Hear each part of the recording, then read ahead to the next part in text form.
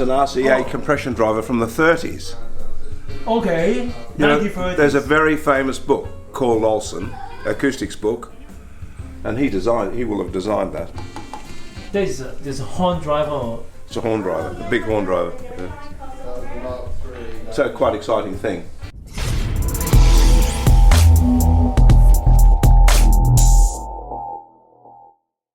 I'm Billy Woodman, and I'm pleased to have the opportunity to do this interview with you, Ken. I'm Bob Polly, and I've been Billy's business partner since 1999. I arrived from Australia in August 1970, and having had the opportunity to play a piano for my fare over, I'd also written to Goodman's loudspeakers, who were the largest in Europe at the time, asking them for a job as an R&D engineer. That's in fact what happened, and I worked at Goodman's loudspeakers in the research laboratory for 4 years, which after the 4-year period they decided not to go ahead with. I left Goodman's and used that information to start ATC in 1974. I'd completed the development work of a 12-inch public address loudspeaker, and by happen chance there was another Australian in Britain, David Martin, who had a company called Martin Audio, and he used that loudspeaker for the mid-range in his big PA systems, and that got ATC started really, because the first year was very hard, very difficult starting a manufacturing company from scratch. I had an idea of what the company should be and how the product range should be developed, and I pursued that right through that period of ATC's history to produce what we think these days as being a fairly coherent range of products, both for the PA industry but mainly for the recording studio and hi-fi industry. The product that made ATC's reputation in the pro and the domestic market is the SCM50, which Gramophone magazine made into an all-time audio classic some years ago. And it was developed originally for Danish radio outside broadcast trucks, but it's formed the basis of the whole range of ATC loudspeakers. All the large three-way systems anyway, and the 50s still widely used in that original form today within the professional market. And domestically we make many variations of that, but as you know, we don't differentiate between professional and domestic from a performance point of view. Both products have exactly the same specifications. Billy's already mentioned a chap called David Martin, who formed a company called Martin Audio, who were a very famous PA company, in fact one of the first PA manufacturers in the 70s. I started as a mechanical engineer, a tool maker, and I went to Martin Audio in the mid-90s to run it. We were probably ATC's biggest customer. Because of that relationship, I lived in Gloucestershire, just up the road, but I worked near London, where Martin Audio was. I used to come to the factory an awful lot and met Billy, and we became pretty good friends. And Billy became unwell at some stage and needed somebody to look after the company for him. So I came from Martin Audio to ATC's, and I've been there ever since. And that was, I believe, about 18 years ago I came, up until 2 years ago. And then Will, Billy's son, came along and took over those duties, and he's doing that now. So today, I think, as a smallish company, which we still are, our production methods are still completely by hand, except in respect of winding coils. But even then, we design and build our own machines. And we're pretty rare in the industry in that nobody else really makes anything anymore, whereas ATC, of course, make everything in-house, absolutely everything. But we're certainly the only people making our own drive units in-house. Nobody else in the UK is doing that. The whole ethos of ATCs is Billy had an idea and a design, and we've stuck to those things all the time. The real trick with ATC is we exist in a very small marketplace of discerning people who know what they want and know what we do. The moment we move out of those parameters, we won't be as good as the people who make the cheap stuff. So we just stay in that small band, and we're able to do it. It's a private company. It will never be sold, never. So we're able to do exactly what we don't have to satisfy shareholders or anything. We just have to satisfy customers. That's all. We've been constrained by economic situations. We've been restrained by difficulty in component sourcing, but we've always managed to get by. And we just buy from wherever the best components come from.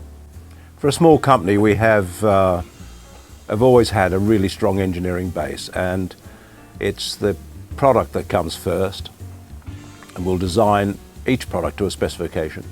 We wanted a range of loudspeakers where if you bought the smallest loudspeaker in ATC's range and listened to it and compared it to the most expensive, you would have no shocks. You'd understand that it was part of the same family of products. We design everything with the same engineering integrity and with a view to them being neutral in their presentation and to have exactly this, therefore have exactly the same signature.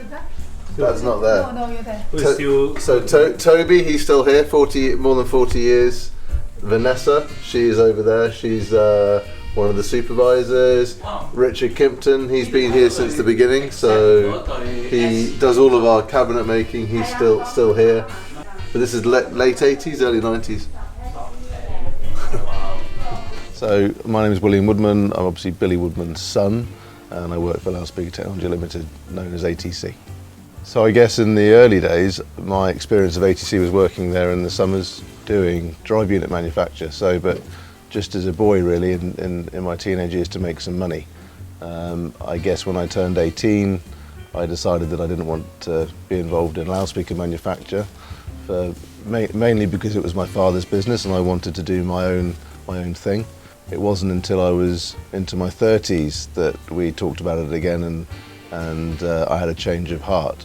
But I was a lawyer for 12 years before that. I guess the motivation was to make sure that ATC had a plan for the future. William wears the position of running ATC like you would wear an old sock. He's fitted perfectly. The company's performing very successful under his management. And in the 3.5 years that he's been running ATC, the company's turnover's doubled. So he's achieved a huge amount in that period of time. We look forward to a very successful long-term future for ATC now. That's not dependent upon outside influence. It remains as a proper family business. Many UK manufacturers of loudspeakers and electronics have made no plan. And over the last 4 or 5 years, as you will see in the industry, many companies have either been bought or taken over by other manufacturers, or sold or taken over by financial institutions, and there are very few family businesses, maybe only a handful, in loudspeaker manufacturing left. The company was already extremely successful before I arrived, so the plan is to carry on doing what it's been doing well for hopefully another 44 years. Well, the company's history is built on OEM drive unit manufacture, and to some extent that was the soul of the business. I think Dad would agree with that. The long-term plan is for it to stay in private hands, keep it as a family business. We're renowned for making the most highly specified loudspeaker products in the world, and the aim and motivation will be to continue that practice. Our reputation comes from maintaining very high standards and continuing to do research and develop new products. And that'll be the driving force for the new company into the future.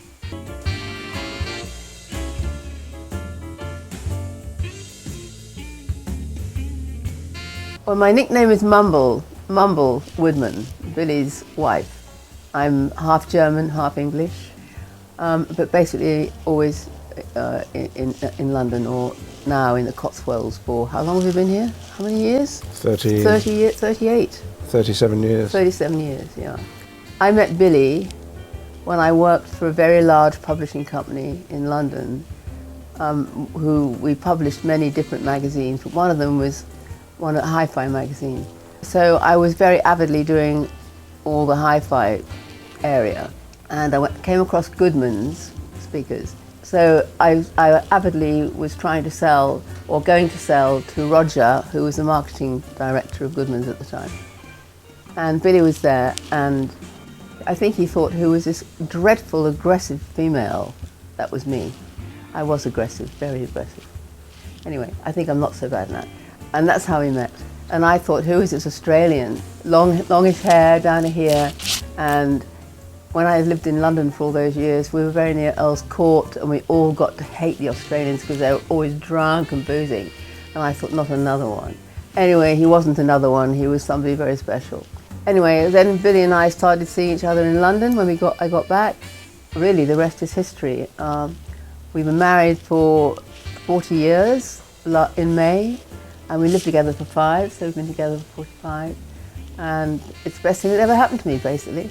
At the time, he was working terribly hard when we first met, working at Goodman's, which was down in Portsmouth, a long way out of London on the train. He was playing 6 nights a week in clubs to make enough money to start ATC, and only had Sunday off, and had to get up terribly early to get to Goodman's. So he got to bed at about 2 or 3 and had to get up at 6. So he was very tired a lot of the time. He always says he thought he lost his 20s. But anyway, he didn't really lose them because he'd ended up with ATC. A very beautiful woman was trying to sell us advertising space, and she took my attention straight away. We happened to attend a very large event on the evening of the show, where we got to know each other, and as Mumble just said, we then continued on our friendship and then ultimately love together in London afterwards. We got married in 1978, 5 years after our first meeting in Hanover in 1973. As I'm sure you're aware, I started ATC a year after I met Mumble in 1974. So Mumble has been with me through the whole All the uppers and downers. history and progress of ATC from the very beginning. Absolutely. ATC wouldn't be in existence at all if it wasn't for her support and love over the years, because it's not always easy developing a manufacturing company at any time. To keep it going for a long period of time is very difficult. The early years are the most difficult. Most companies fail in their first 5 years, and we're still here. So. And will be for a long time to come. Well, I think one of the most important things that's happened is that William is taking over the company. We never thought it would happen, and it just happened out of the blue. It all happened over his wedding when he got married. On the actual wedding day, we've had some very good friends. He's a recording engineer in LA, a very, very well-known one. Came over with his wife, and their main thing, the reason they came over was to persuade us that William should be thought about as, being the one to follow Billy. William had never really thought about it because he thought he needed to have an engineering degree. Well, of course he doesn't. He's got an awfully good, we've got a terrific engineer.